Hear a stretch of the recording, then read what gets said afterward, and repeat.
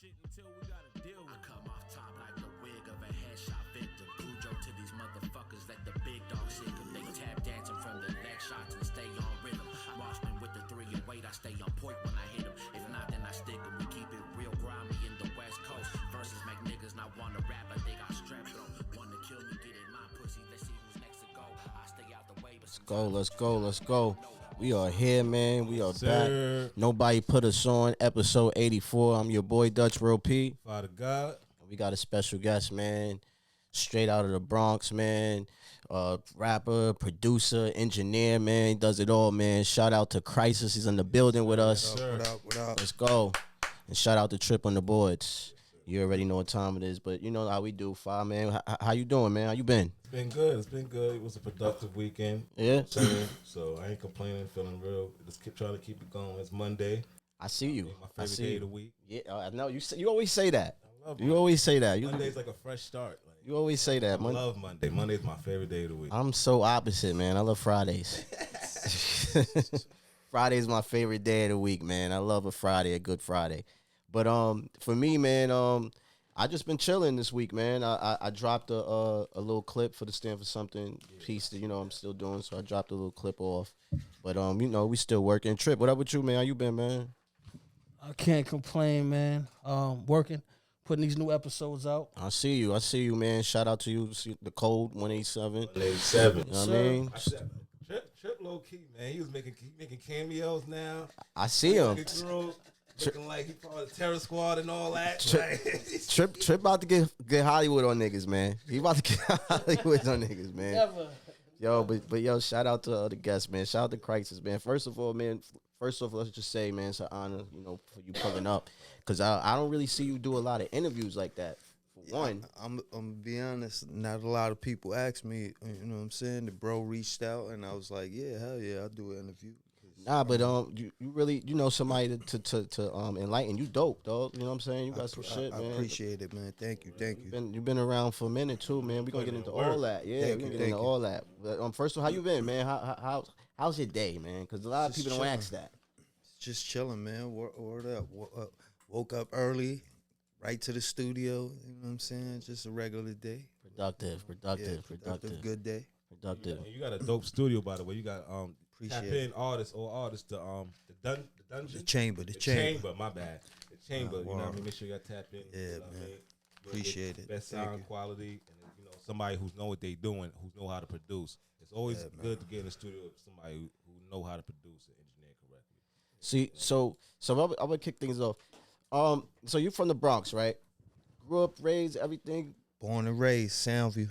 Shout out to the Bronx, man. So, it's the hip hop anniversary. Shout out to hip hop. You know what I mean? 50 years. You know what I'm saying? Started in we in the birthplace. You know what I mean? Shout out to that.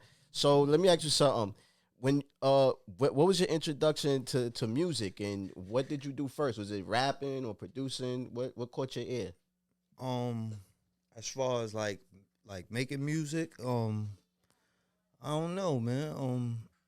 When I was younger, going into projects, like a couple of the homies, shout out to my man Dead Eyes. He had an ASR when we was growing up. He was like one of the first people I knew that had like a beat machine. So we used to go to his crib and just chill and watch him make beats. And I used to watch him make beats, and like it always sparked every time I got around like DJ equipment or, you know what I'm saying, something like music, it will always spark my interest. So over time, just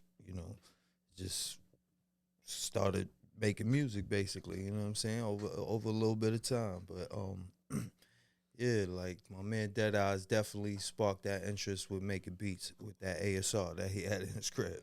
Okay, so the beats is what sparked you first? Or?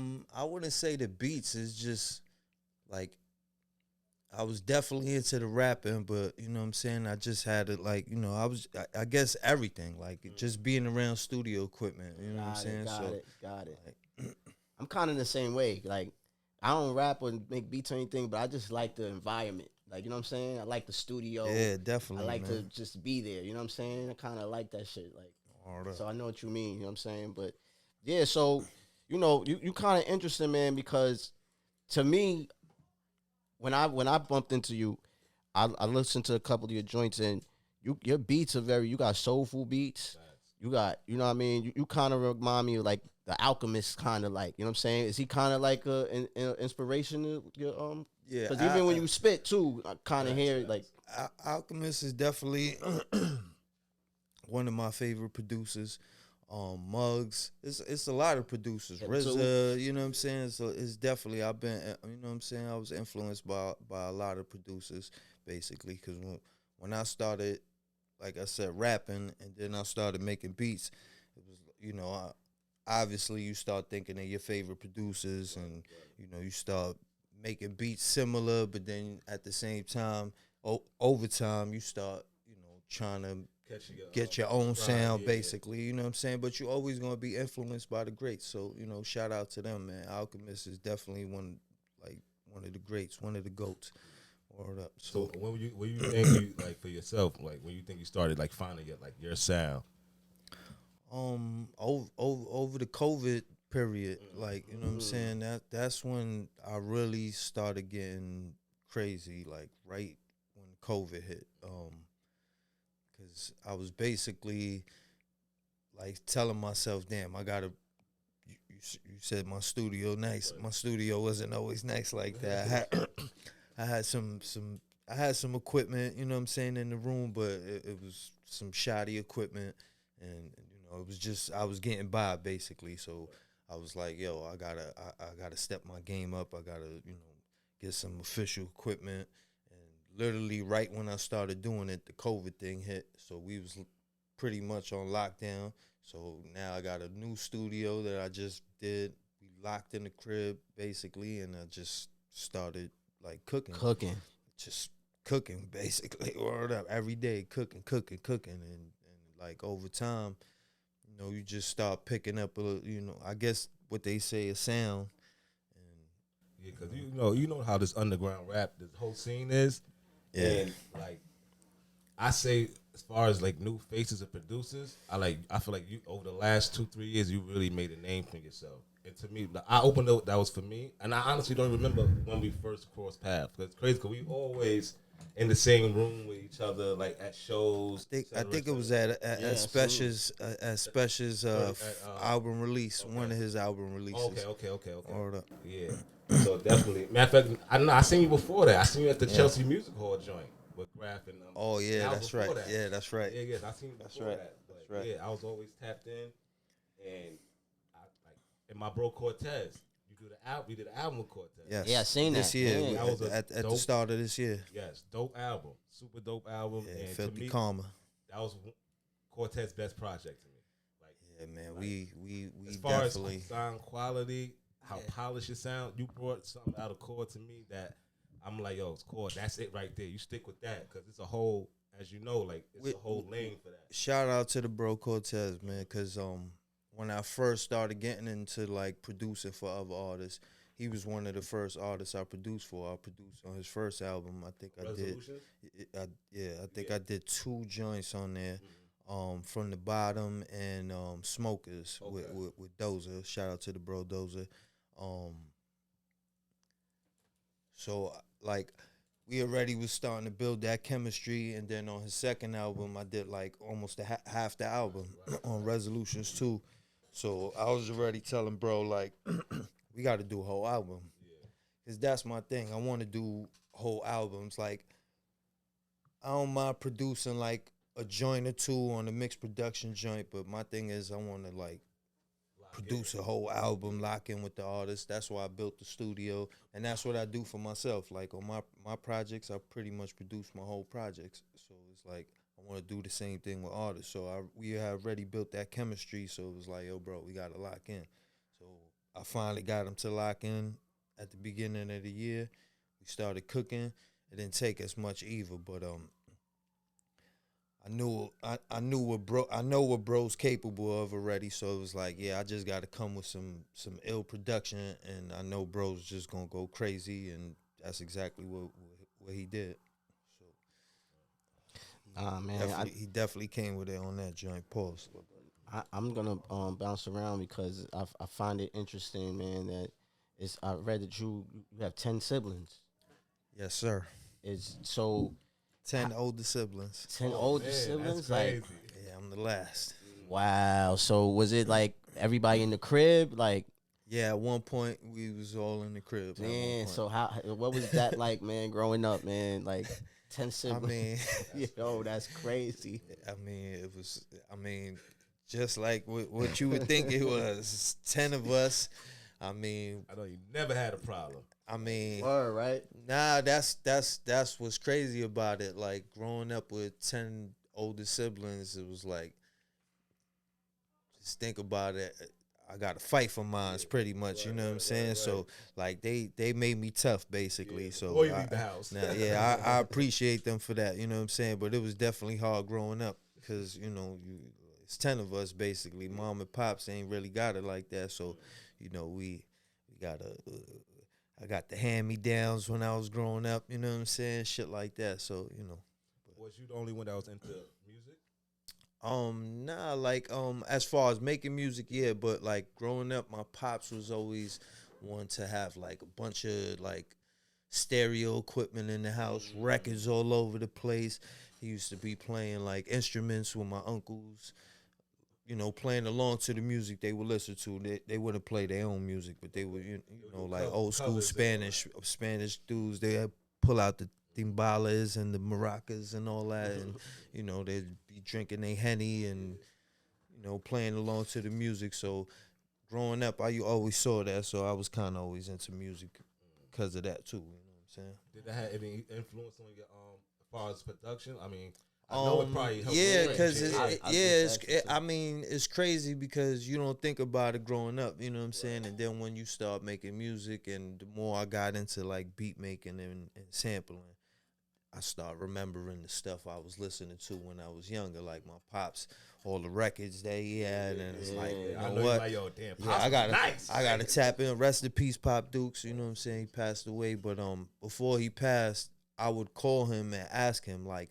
some of the artists, some of his favorite artists, like who were some of the artists we used to listen to when we was younger, like some of your favorites. So he would tell me, I would write them down, and I would just go searching for some of them records and. I'm saying try to sample some of them records or whatever. That's fire. That's fire. Are you about to say something? I was about to say, did you sample some of them joints? Yeah, I definitely sampled a lot of the joints that he told me, but over time I started like I tend to not sample stuff from the US. You know what I'm saying? So like over time I stopped sampling some of that stuff. Like in the beginning it helped me. So I would say some of that stuff helped me like, get my ear up and get my sound up, but over time I started sampling like overseas stuff, and cuz it wouldn't get flagged, and it was like a lot of people not using that stuff. Right, you're trying to stand out. Yeah, it's like, you know what I'm saying? A lot of the stuff people use now is like, yeah, I heard that before. Yes, this one used this before. This one used this before. And it's like, there's nothing wrong with that. Like, you know what I'm saying? But it's like, I don't want to do that. I want to use something that else, somebody never used before, or just try to, like, even if somebody used it, just try to freak it to a point that it's not recognizable, basically. So, I feel that because that's the ill advantage. You know what I'm saying? How you feel? I want to ask you, how you feel about like how you said like sampling stuff from here? How you feel like as far as like the aspect of the rap shit right now, as far as like remakes? You see how it's like a lot of remakes. How you feel about that as a producer right now? Do you come? My personal opinion, I'm tired of that shit. I'm gonna keep it. I mean, I saw that come up recently online. That my thing is this: is like if it's not better than the original, then you shouldn't put it out. That's just my thing right there. Like, because I've heard some remakes before that was like, oh shit, they killed that joint, but those are very rare. You know what I'm saying? So it's like, I think it's a little too redundant right now. Too many people doing it, and especially in New York, it like for some reason in New York, I hear that a lot. Like they bring back beats from the 90s and things that early 2000s or whatever. Yeah. And it's like I said, I'm not mad at it, but it's like it's too much of it. So it's and like there's no balance of originality. yeah, either. so it's like tell. it's like See it in the it's sales. like that. That's the automatic single for a lot of artists. Like they remake a joint and that's the joint they push, and it's like, Nah, I feel you. you know what I'm saying? It's like I heard that already. Do we blame Hitmaker? I mean, a lot of producers do it, but you know, I'm not, like I said, I ain't knocking nobody. You know, if it works for you, you know. But like I said, as a listener, because at the end of the day, I'm a fan of this first. I know a lot of people be, you know, once they start making music, they turn into like super critics of every single thing, and it's like, man, I'm just a fan of music. You know what I'm saying? So it's like, I don't want to hear that as a fan, like too much of that. Like I want to hear something like original, basically, some shit I never heard before. I'm with you on that because I'm tired of that old niggas taking beats and drill, mixing it and doing whatever to it, just messing up the legacy. Back in the days, remember how somebody would put a hit out and then Hot 97 on Sunday, Bobby Conda's or something. You hear the Jamaican version That's of that joint. You know what I'm saying? Yeah, the dancehall version. That's a fact. The 20 it'd be 20 different niggas on the same beat. All about the Benjamins. They was killing that in the 90s. Yeah, but now it's like it's and it's the a little Buster. too much. You know what I'm saying? But I be having beef with my son about like shit like that because I'm telling him like this is not new, you know. Yeah. I think that's interesting. it's definitely high not school new. now. I be trying to tell him like this is not new, like everything, like. I be putting him on. He thinking I'm some old wash dad. And I'm like, I'm not. Like, I'm not. Like, you know what I'm saying? But I don't know. That's funny. You know how the youngins are. Nah, it is what it is, man. But yo, I would talk about the 2-3 Zone project, man. Yeah. That project is fire, man. Like from The shout out to the rap bro joints. Flea Lord. That's word. the bro, Like, man. how did y'all link up? Shout out to my bro French. He started coming to my studio. He pretty much recorded the majority of Flea's projects. When I had first built my studio, bro saw the pictures online, was like, yo, your studio look crazy, and I would like to pull up one day, you know what I'm saying? So once the COVID thing kind of died down a little bit, bro pulled up. We started, vibing, chilling, you know what I'm saying? And then one day he was like, yo, pull up to my studio. And I already knew about Flea. And, like, I had reached out to him at one point because shout out to Ito, too. He's one of the first artists to actually reach out to me and work with me. But I pulled up to French's studio one day, and Flea was there. I didn't even know he was going to be there. And just started vibing, and I let bro know, like, yo, I got some shit, you know what I'm saying? Like, you gotta pull up to my studio one day, you know what I'm saying? And he was like, yo, definitely, man. And he started playing some joints for me. I forgot what album he was working on at the time, but was it that year when he went on that run? yeah, it was definitely the 12 He was going for 12. crazy one year. Nah, it was definitely the 12 for 12 run. It was towards the end because I remember we was working on Resolutions 2, if I'm not mistaken, at that time. Or about to, because I was actually about to go to Staten Island to go pull up to Core that day, so I stopped in French's studio, and Flea happened to be there. We chopped it up a little bit, and bro was like, yeah, we got a link or whatever. So I had sent him a couple of joints. He ended up using one of them for Ladies and Gentlemen. That was the album he put out right before the year had ended. I think that was after the Prodigy joint he dropped. Yeah, that was like the last joint of the 12 for 12 or whatever. And we had did that joint or whatever. He put it out, and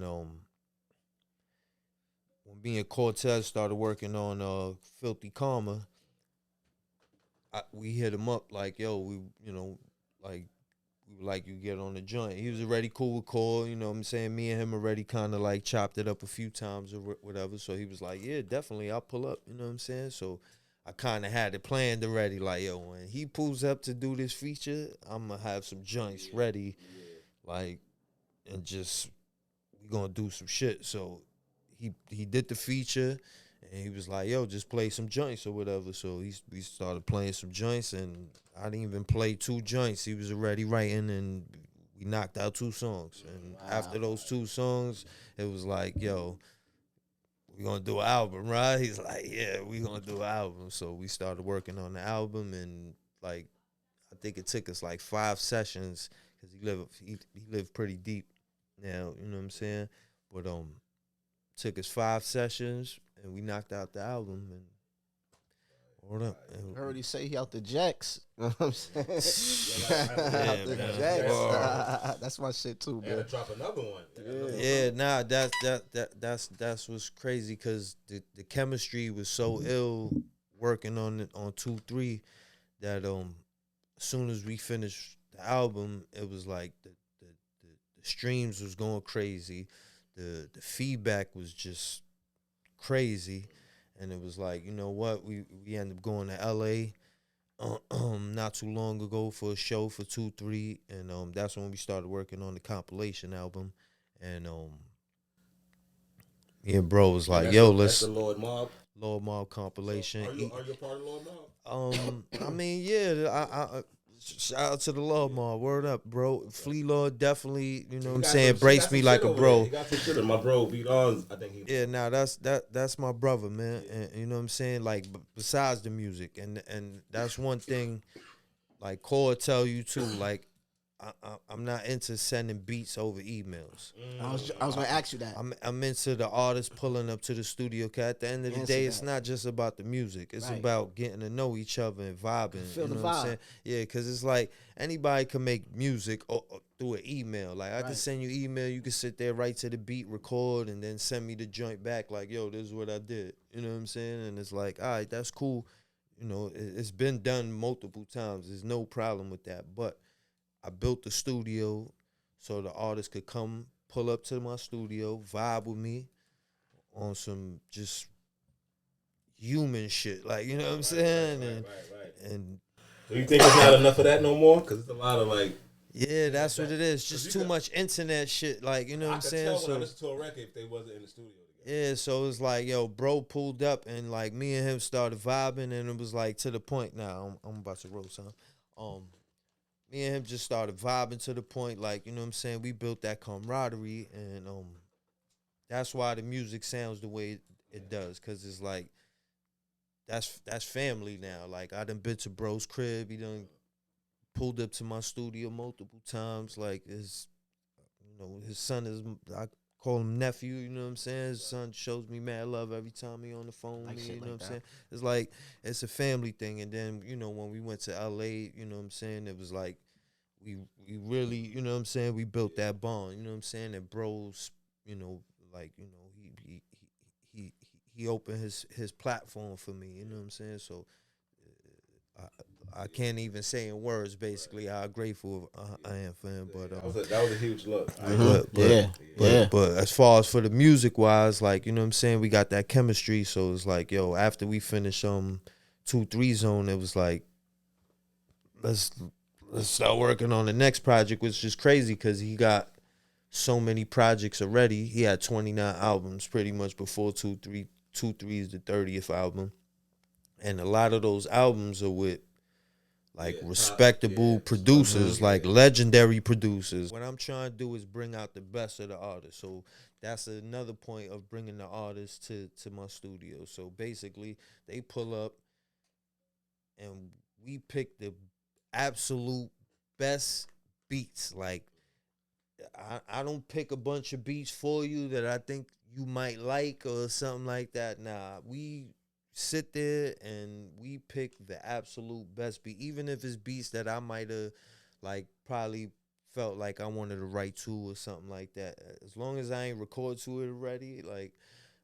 we gonna play through all the beats until you pick the joint that like I want to see your eyes open up and you just start mumbling to yourself like yo, bro, that's the one right there, and then that's the one until we get to 10. No throwaways. Like, me and Flea didn't do no extra songs but the songs that's on the album. The songs on Filthy Karma with Cortez, we didn't do no extra songs, but the songs you hear on that album. Sunsets in the Ghetto with Thief, no extra songs. Those were the songs we did for the album. Like, you know what I'm saying? Like, because they pull up to the studio and I, basically let them pick the absolute best, even if I got to make the beat right on the spot. Like, I'm trying to get, and that's what brings the best out of the artist, because I know from a rapping standpoint, when I make a bunch of beats, I don't make a beat to rap to. I might make like 20, 30 beats. Then the next day or a couple of days later, I might sit down and go through the beats the same way like an artist would if he got a pack from somebody. And then I just go through the beats and I pick the joint that speaks to me at the time. But I might have all of you might listen to them and be like, yo, every one of them shits is crazy. Yeah. Like, you know what I'm saying? But I picked the one that speaks to me at that time, so I know how it is. So same thing with the artist, like let him pick the best joints, and that's how I feel like you don't get no throwaways. And you get the raps you hear from like for instance with Flea, you saying you hear him different. A lot of people said that. They like, yo, bro, the hooks. You don't even hear him doing hooks like that. That's what I said. Like I heard I got bro doing hooks on every song. Like you don't hear that. Because like I said, because I fuck with Flea, but I kind of fell off a little bit. But when I heard this one, I'm like, he kind of switched up with me. I'm like, I fuck with it. I'm like, I don't see the hear him flows, doing like, hooks like that because I'm like, yo, bro, you gotta, you know what I'm saying? But I didn't have to really do much either. Like the beats took him there basically. So it was like, yo, bro, you know, like just little things like, you know, you gotta do a hook for this joint, and then he already in that zone already. Like, yo, every joint that come up, he like, oh, I'm coming up with an ill hook for this. Like, you know what I'm saying? His work ethic is crazy. Yeah, his work ethic is crazy. I don't think he get enough credit because he don't. Yeah, his work ethic is like, so, and that's what I love about the artists that I've been working with. Their work ethic is crazy, and that's how I feel. Like I'm up super early in the morning. I'm in the studio every day, cooking Cortez's album and Flea's album, and not one of the songs sound alike at all. And I love every one of the songs, so it's like it's kind of hard, but I would definitely say 2, 3 is definitely that one for me right now, because it's, you know, it's pushing the boundaries for me right now. You know what I'm saying? It's doing, the numbers was beautiful. You know what I'm saying? The feedback's been amazing. So it's like, you know, it's hard, you know, not to say that one right now. You know what I'm saying? But like I love all the albums basically.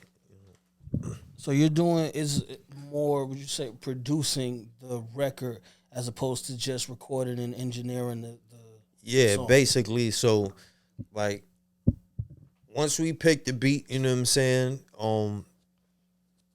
and the artists start, you know, writing basically, I don't, like a lot of times I name my beats a certain, like for instance with Sunsets in the Ghetto, a lot of the beats, the names of the beats ended up the names of the songs. Okay. So it's like I tend to name beats what I feel like, what they sound like. And I think it helps the artist in a way, not intentionally, because sometimes they might switch up the joint, you know what I'm saying? But sometimes it helps them. So it kind of helps them with a little bit of direction without me having to tell them. Because I feel like I don't have to, especially with an artist like Flea, artists with like Cortez. I don't have to like direct them. They already seasoned. Yeah, exactly. So it's like I just got to create the vibe for them. You know what I'm saying? The right vibe, and like I said, allow them to pick the right beat. And then once they start recording, then my job is to just basically make sure they record properly. They don't mess up on anything, you know what I'm saying? Make sure they cadences and it's just little things like that, you know what I'm saying? Like, yo, bro, you spit that a little bit better or something like that. Just little things, like little nudges, basically. I try not to get in their way. I think that's the best a producer can do, not get in the artist's way. Let them be an artist, basically. Once you start telling them, yo, you should rap like this, you should say this, you should rap about this and all that. It's like I feel the same way about beats. Like if somebody tell me, yo, you think you can make me a beat like this, it totally kills my vibe. Like I don't want to make a beat like that now. Like you know what I'm saying? You know what I'm saying? So you know what I wanted to ask you too. You know, shit, my mind just got cloudy about that because smoking this blood fire. I got a question. Fuck me up because I got it. It was a good one too. Seen like the eras, like the last 10 years and the 10 years before that. Damn. What you think of the state of New York rap, like as of right now? Because you went through a tough spot. I mean, it's real versatile right now. You know, you got the young bulls on they drill and trap.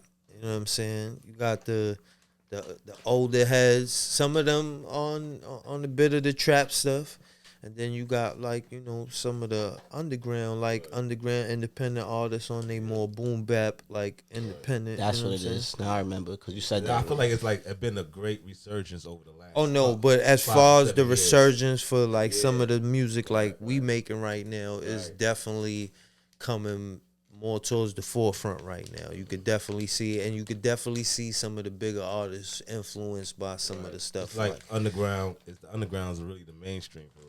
It's turning into that. It's almost, especially for quality. If you want to, definitely. Shit. If you definitely want to hit quality, would you work with somebody? Because that was the question I was gonna ask. Would you work with a unknown artist, on the come up, do a full length project like how you do with Fleas and the? I mean, it depends. I'm gonna be honest with you. It depends because I'm that artist.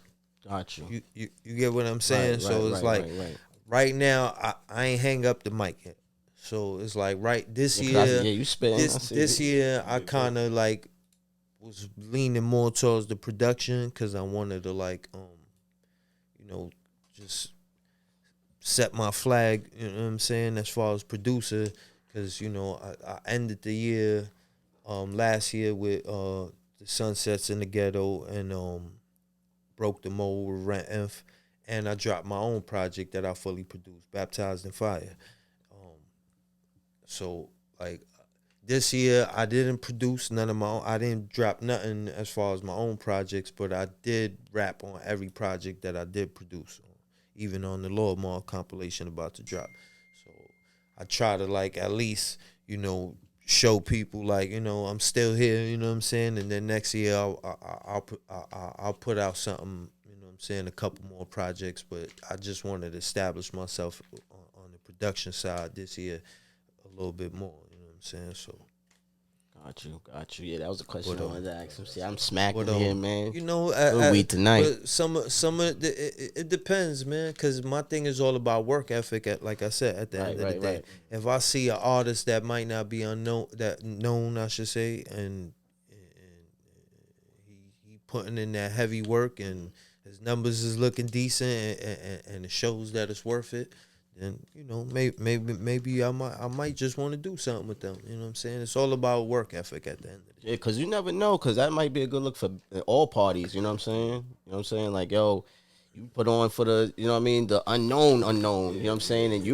And then now they're gonna be hitting you up on top of whoever's listening and heard that. Oh yeah, nah, definitely. But like I said, if I do it, like I said, I'm not opposed to it. It's just right now I'm establishing myself on that level, so if I do it, it would benefit the artist a little bit more as opposed to we both unknown and the album don't do anything. You know what I'm saying? We just put out a dope project and no one hears it, basically. You know what I'm saying? So right now, what I'm doing with the artists I'm doing, it helps my platform to the point that when I go to do that. Because, I do see myself doing that because eventually I will hang up the mic and strictly produce. So, it will happen eventually. But, at that point, hopefully my fan base and my supporters are to a level that it can benefit me and the artist, you know what I'm saying, that I work with. Dead or alive, rap, who would you want to, do have a feature with? If you could, do an art or have an artist, dead or alive, don't matter. I mean, dead or alive? Yeah. I mean, just a joint or a project? Nah, I want a joint. Like, And him, they rapping together. Right. Or do a song with them? Yeah. Man, it's hard because, I mean, you got some greats that them passed away already, like Big L, Pun, Big, I mean, Pac, like, you know what I'm saying? That's a tough one right there, you know what I'm saying? If I could have all of them on one song, That'd be word up. L cheat code. That'd be crazy. Yeah. What artists you think you would like to do a project with? What, right now? Yeah, right now. Like, were you like, I want to fuck with her. I want to do a project. I mean, I'm working on a bunch of joints right now, so which is crazy because, like I said, you go from not having no placements to having a few placements, and now I'm doing whole albums with artists. So, I mean, shout out to my guy Pounds, 448. Me and him about to do a project. We started working on it already. I got TF. Started working on a project with him. I would definitely like to do something with Definitely like to do something with Rock Marcy. Shout out to the homie. Me and him talked a little bit. Hopefully something happened with that. We'll see. Yeah, there's a lot of artists, man. Shout out to Inspector Deck. He reached out to me. That's fire. Yeah, there's a few artists, you know what I'm saying, I would definitely like to work on, but I would do a definitely joint with like Van. to get Ito down here from Rochester because me and him got a bunch of joints that we done did already. We done talked already about doing the whole album, so it's just a matter of him getting down here when when the schedule's right, and me and him will do a project together too. Cause I mean, we done spoke about it, we done agreed to it, like you know what I'm saying. That's the homie. If he was alive, I would say Pun, because from what I've heard from your style of production is very similar to a lot of the tracks that was on Pun's first two, like the hard. The first album. Yeah. So I think Pun have a feels there. Definitely.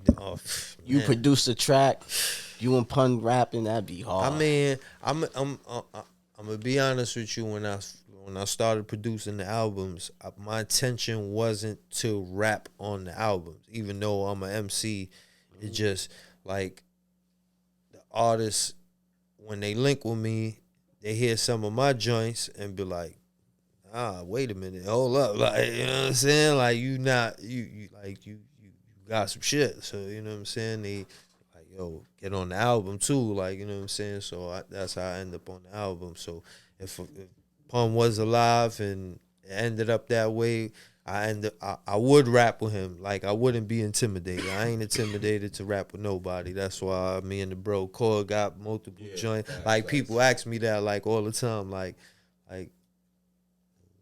you don't be like worry about. I'm like, nah.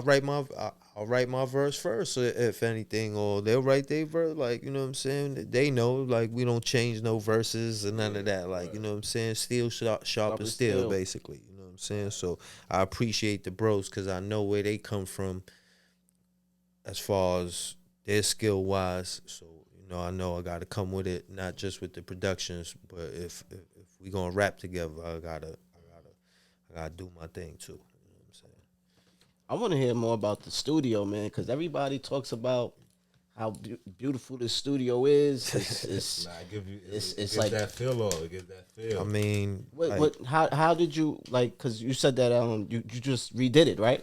Yeah, like during the COVID time, like I said, I knew basically because I kind of had like one foot in the door with the music and one foot out the door, like in the streets and working side jobs and stuff like that. So. Like once I said, like, I'm gonna go all out with the music because I've been doing this for a while. I lost a hard drive, had to start from scratch, and you know what I'm saying. So it was like, if I'm gonna do this, I'm gonna redo the studio, so I won't ever have to think about going to the bigger studio and getting my stuff re-recorded or mixed properly. You know what I'm saying. So it was like, I'm gonna go all out.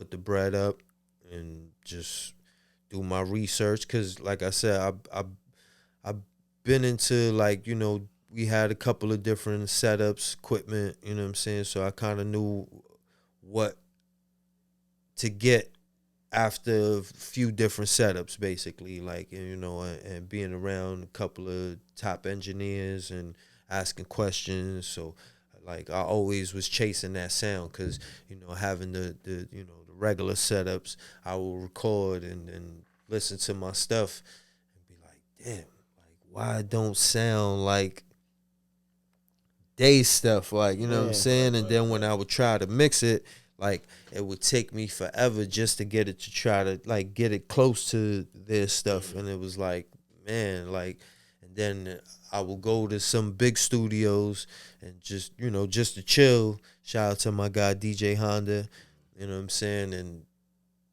record at his studio and come out the booth, or somebody else will record and they'll come out the booth and he didn't do anything yet, and that shit sound like a record already, damn near. And it's like, what is he doing that I'm not doing? Like, you know what I'm saying? And I would just observe and look, and you know, after a while, you start realizing it is the equipment. Like, it's not just. I mean, it's definitely a combination of the skill. I mean, it's definitely a combination of the skill, you know what I'm saying, once it's recorded. But, like, I mean, think about it. Back in the days, some of the greatest artists, when they recorded bands and like Isaac Hayes or something like that, they in the studio with all the musicians and the orchestra, and they playing live, no mess up. Hit record and boom, they start playing until the song ends. And you know what I'm saying? Everything's mic'd up properly and recorded properly to the point that when the engineer pulls it up, he's not doing really too much. He don't have to do too much, you know what I'm saying? Because it was recorded properly from the start. So I kind of learned that over time. So when I started buying equipment, I pretty much was like, I know I'm not going. I don't want to buy anything that I want to sell later. Basically. Smart move. Yeah, so that's what I started doing. I started doing research and buying certain pieces that I knew were going to take my sound to another level.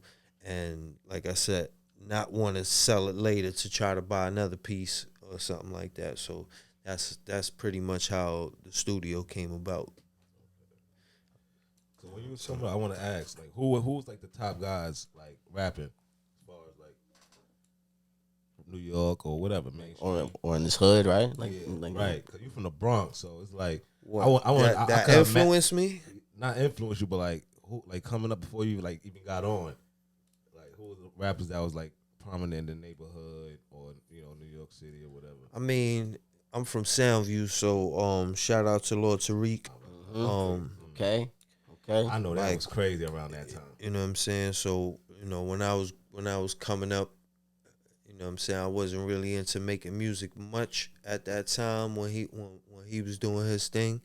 But he was always definitely you know, that guy in the hood that, you know, cuz you know, we would dabble in rapping, you know what I'm saying? We was starting to rap, get into little ciphers, stuff like that, you know what I'm saying? But like bro was already doing things, making tapes, doing collaborations with artists, and then, you know, him and Peter Guns dropped the album, and it was like it brought notoriety. Soundview was crazy around. I know it was crazy around that time. And yeah, it brought good notoriety to the hood, because you know what I'm saying, the hood was always infamous for other things, but you know, it brought good notoriety to the hood and put a spotlight on the hoods, you know what I'm saying? So you definitely got to give him props for that, you know what I'm saying? And definitely he was dead nice too, you know what I'm saying? So it wasn't like he just made music. Like bro was dead nice with the lyrics. So definitely we knew when we used to rap in the hood, we had to come with, you know what I'm saying, right, definitely try to write some shit, and like I said, the steel sharp is steel. Saying, so he was definitely one of them artists that, you know what I'm saying, we looked at. And then Pun, rest in peace, was definitely another artist too, because a lot of people may not know he's from my hood, Soundview, You know what I'm saying? Worked in a pizza shop, lived on Commonwealth with his family. You know what I'm saying? Before he, got on and everybody knew him as Pun. And then once he started doing his thing, he started coming back to the hood and, showing love to us and stuff like that. You know what I'm saying? So he was definitely, one of them guys. But growing up, I listened to everybody. Like, I felt like I was one of them dudes that was in Westchester, going to Jalo's Fashion, copping mixtapes. When you had to look through the book and cop the mixtape, you know what I'm saying, for $10. I remember shit like that. You know what I'm saying? So I was definitely always one of them dudes that had pocket full of tapes or a pocket full of CDs and radio. Yeah, me too. You know what I'm saying? So I always listen to music. So that definitely helped when I started making music, listening to all that music growing up. You know what I'm saying? So that's a great segue. I wanted to ask. I always tell like people like about the mixtape era. Like, I wasn't there. I don't know how I feel to go to the check cashing place to go get a bootleg of the new G on the radios or whatever it was Big at facts. the time. As far as like how it is now, as far as streaming and the consumption of music, what's the difference and how you feel like?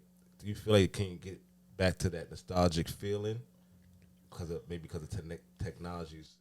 I mean, I think it's too far gone already to be. As much as I would love it to go back to them days when you would go to the record store, cop a CD or tape, and come back to the crib and chill with the homies, roll a blunt or two, and read the credits on the album while you listen to the album. I think it could come back. I mean, I'm not saying it can't come back, because shout out to all the vinyl collectors, because they still got that feel. They buy CDs, they buy tapes, they buy vinyls, and they sit there and listen to the vinyl back in it, like, the way we used to do back in the days. I feel like you're supposed to. And they can, they absorb the music, right, as opposed to just listening to it. They absorb the music. It was like an experience. Exactly. Right.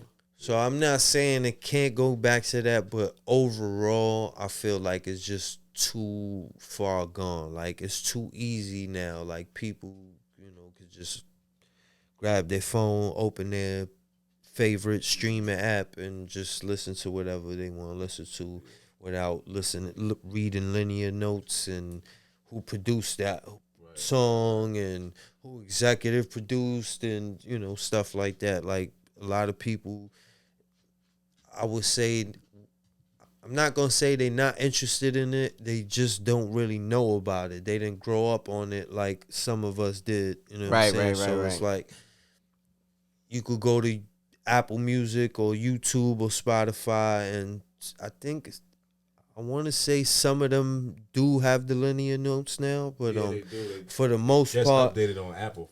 You gotta like click into it and it's not there in your face. So a lot of people are not even like people are looking for it how they used to. Like, exactly. That was like part of me listening to it, the experience. Like, I'm looking at the saying. Album pictures, the book pictures and all that. So now I just feel like, you know what? If you put your all into the music and put something that I call a masterpiece basically out, the people would, when you do offer it, and you do offer like a vinyl or CD with like linear notes in it and stuff, they're gonna appreciate it more and read it and look, as opposed to some fast food music that sound like just whatever. They're not gonna probably be as interested as they would if you give them that masterpiece, that classic. It's gonna take Taylor Swift. I'm telling you, I was just thinking about it. If Taylor Swift, if she drop a CD, what? They're gonna go get that. She did that. She did that with her last album. She dropped a CD on her last album, because I don't follow her, but I'm just saying. I just use it as an example. Album, I'm telling you, her last album, she dropped like a vinyl version, and it's like the one that came on streaming sites, and like you only could get like I think an extra 5 or 7 songs on the vinyl one only. Yeah, so you had to go get that. So her physical sales was very high. Like she did like she did like $1 million and some change in a week. I'm telling you, You know what I mean? listen, if you take the formula, the Taylor Swift formula, I think it can make a comeback. But but not to lose track. Like, cause the mixtape thing involved, like to the internet era. I feel like it kind of lost track. I know we like 2012, 11, like that Piff era, did die down. Like that mixtape era was good. Also, that was a hell of experience too. Going on that Piff. Hell yeah. Like I just feel like the exclusivity is gone. That's That's what really killed it, because that Piff used to get a lot of exclusives. Yeah. You know what I'm saying? Yeah. Like, so a lot of them sites, that's where you would go find who's next or on the come up. And that's what I mean. It's like before the like you had iTunes, but you didn't really have the Apple Music, the Spotify's, the titles and stuff like that. You had Napstar though, but for the most part, like you want to listen to something, you will log on to datpiff.com, download some mixtapes or listen to some joints. You know what I'm saying? And like. And people will go all out to, like, artists will go all out to drop them mixtapes. That's why you got so many classic mixtapes from back in the days, because that was the route to go, basically, you know what I'm saying, to get your joints heard instead of just dropping an album. Like, you could drop a mixtape on that Piff or one of them other mixtape sites. And even before then, they used to drop bags on artists to make a tape on for that Piff. And that's where they get their shit off, because on albums, you know what I'm saying, it's like kind of restricted. And I feel like they made mixtape like albums. I feel like I mean I had a mixtape store on Soundview with the bros I used to work out of. We used to sell mixtapes. And shout out to all the DJs that used to pull up and drop off their mixtapes. You know what I'm saying? Used to pull up, like what DJs? Shout out to J Arms. I gotta shout him off first, because that was the homie. I mean, he's still a homie. I haven't seen him in a long time, but he used to come drop off his joints as soon as he made them. So as a rapper, I used to snatch them joints up immediately, be the first one. So as soon as I got them, by the end of the night, I was in the crib writing to as many of them joints as I could write to, and then recording to them joints. That was before I started really making my own beats or whatever. So J Arms used to pull up. Damn, who else used to pull up? what was some, like you said you had a mixtape store? What's some takes that you can remember? Like, yo, there's a lot of people copping them shits. The G Unit joints used to go like you know what I mean, Queen shit, nigga. Like hotcakes. Yeah. The G Unit joints used to go off like hotcakes. Money in the banks joints. Man, that was a hell of a time. Oh man, hell of a time, man. Rob joints used to go off because he used to have a lot of 50 yeah, like 50 tracks on the joint. Yeah, So Robbie Rob used to pull up. Shout out to him. Yeah, they used to be a lot of joints that used to pop off, but them G Unit joints used to, as soon as they would come to the store, they was out of here. Them joints used to go. Word up. It was like that on the Ave too on our side. When shit came out, shit was like hotcakes. White Owl joints was fire too. Hell yeah. K-Slay. Big Mike was one of my favorites though. The Big Mike's. Yeah, Big Mike joints was crazy. He was definitely one of my joints because he always had some exclusive. He had the exclusive on his shit. That's why he's one of my favorites, man. Big Mike, K-Slay, RP K-Slay. Yeah, word. Do you think the DJ could be part of the problem too, as far as getting that? Because the I DJs think, used to put a lot of shit together also. You know what it is? I think it's not that they the problem. I think the problem is the artist has gotten too detached from the DJ. And that's one thing I've been trying to like do lately, like reach out to as many DJs. Shout out to all the DJs that's been showing love, man. Because especially on Shade 4-5, they've been showing love, man. Track Stars showing love. Soul Assassins Radio. Shout out to the big bro Muggs. Uggs. The whole, like, everybody on Shade 4-5 been showing love. See it, you know what I'm saying? Like, everybody been showing love. Shout out to Destroy, Static. Everybody's been showing love and playing joints from the albums I've been producing. So, you know what I'm saying? That's one thing that I've been like really appreciative of too. You know what I'm saying? I be riding to it out. I sent you a video before. I'm like, nigga, they playing the joint, nigga. You know what I mean? Yeah, nah, that's like How that feel to it's a little surreal too. I'm not gonna lie, I be so caught up working that I don't take a chance sometimes to like just sit back and enjoy some of that stuff and just just soak it in. So you know what I'm saying. And I said I gotta start doing that the other day, but it's surreal, man, because like I said, just a few years ago, like just to like think about having something being played on the radio was like, man, like damn, this is gonna be a lot of work. You got to meet these people, you got to link with these people, and then, just a few years later, you get multiple joints played on the radio, not just one joint, two joints. Like every album they playing, damn near almost every song off the album fire on joint. So it's like it feels real good, you know what I'm saying? And then to see the people's reaction and one of the craziest moments, because it's like, yeah, you hear your joints on the radio and it's like, yeah, that's fire. But one of the craziest moments was hearing Lord Sear take callers in after playing one of the joints. And he taking calls from all over the country. He not just taking calls from New York. So you got people from the South calling, West Coast, Midwest, East Coast, you know what I'm saying? Right. And one of the callers, like heavy Southern accent, bro, is like, man, that joint crazy, man. Like, you know what I'm saying? I was like, that joint made me feel so good listening to homie, because it was like, man, I wish I could talk to homie, you know what I'm saying? But he was showing so much love, like, yo, the beat crazy, the verses is crazy. So it was like, man, that right there, like, made me feel real good, like, you know what I'm saying? So like that's what make me go into the studio and do what I do, basically. You know what I'm saying? It's like I come from the era when you used to graph up and then somebody would tell you, yo, I saw that joint you did. That shit look crazy. You know what I'm saying? Or, they saw a black book that you might have did something crazy and like, yo, I saw that black book. That shit was crazy you did. So it's like same thing with the raps. It's like, yo, I'm trying, or with the beats. It's like I'm trying to do something crazy. So when the people hear it, they react the way they, you know what I'm saying, like that, basically. It's always a good feeling to see the people's reaction, you know what I'm saying? Because that's what hip-hop's about, right? You know what I'm saying? Being from Soundview, do you work with a lot of Soundview artists? And who's the best rapper to come out of the Soundview, Castle Hill area? Get him.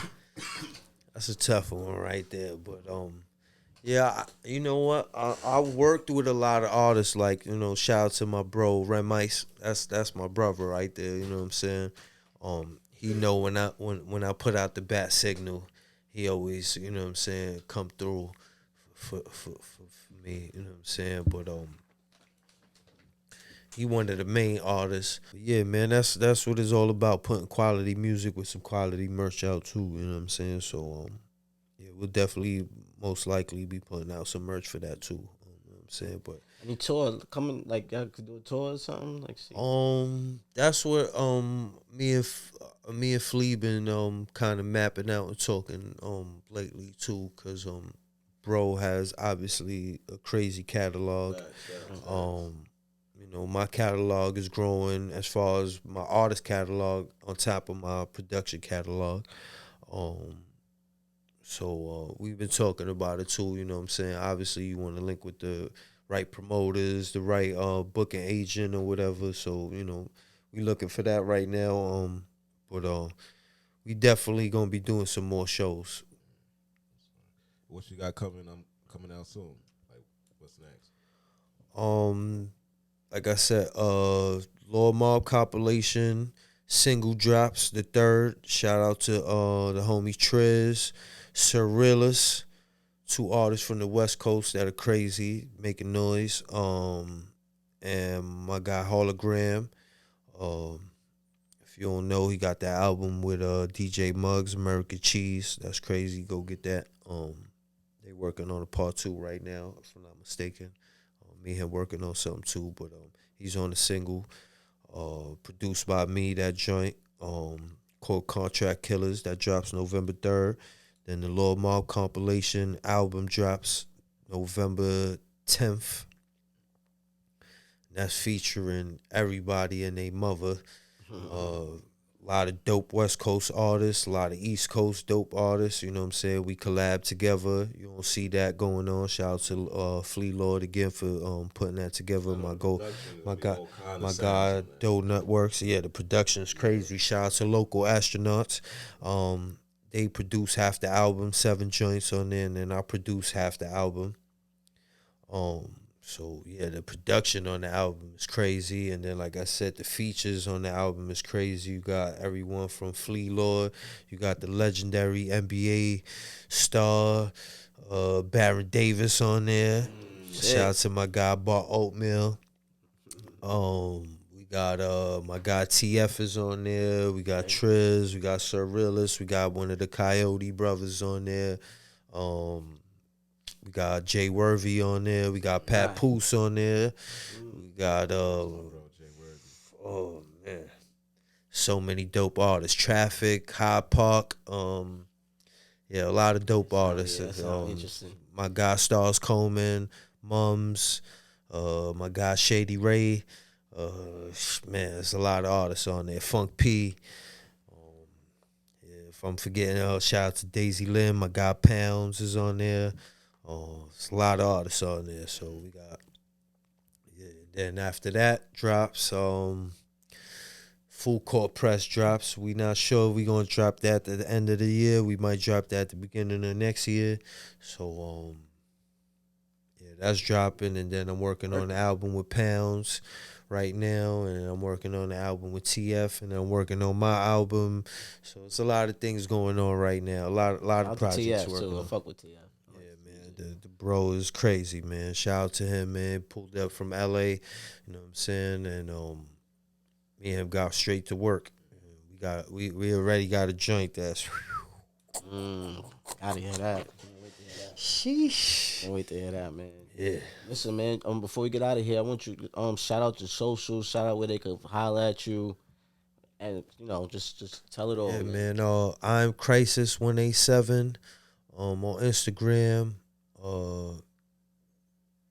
Crisis BX on YouTube. I Am Crisis on Twitter. And I Am Crisis 187 on TikTok.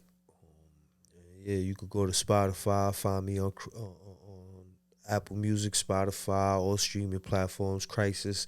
Look up the albums: 2-3 Zone, Baptized in Fire, Filthy Karma, Sunsets in the Ghetto, Broke the Mold. You know what I'm saying? So, yeah. Nice work.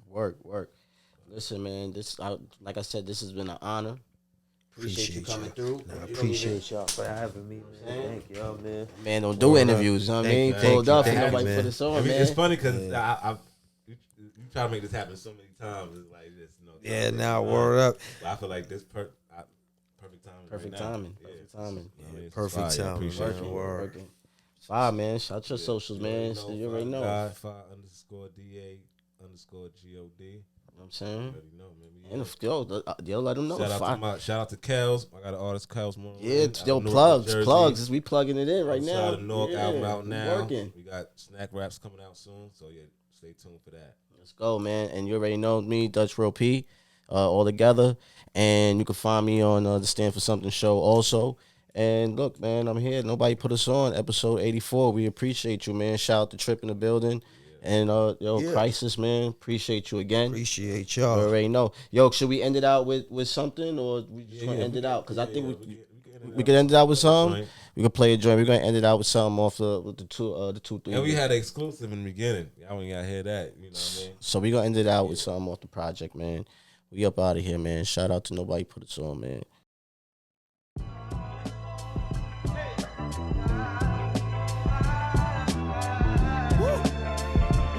Smooth right here. Okay. Let me get in my pocket right now, Crisis. Yeah. flow sick. Any repercussions, best believe it got dealt with. Yeah, Fliego Delgado, I'm marking myself. Open up the bag so my partners can help. Okay. Smarter with the money, yo, I sharpen my wealth. Put some ice in my veins so it's harder to melt. Blowing Louis 1-3 in the bluish Humvee. Run off with the backy, we removing sun feet.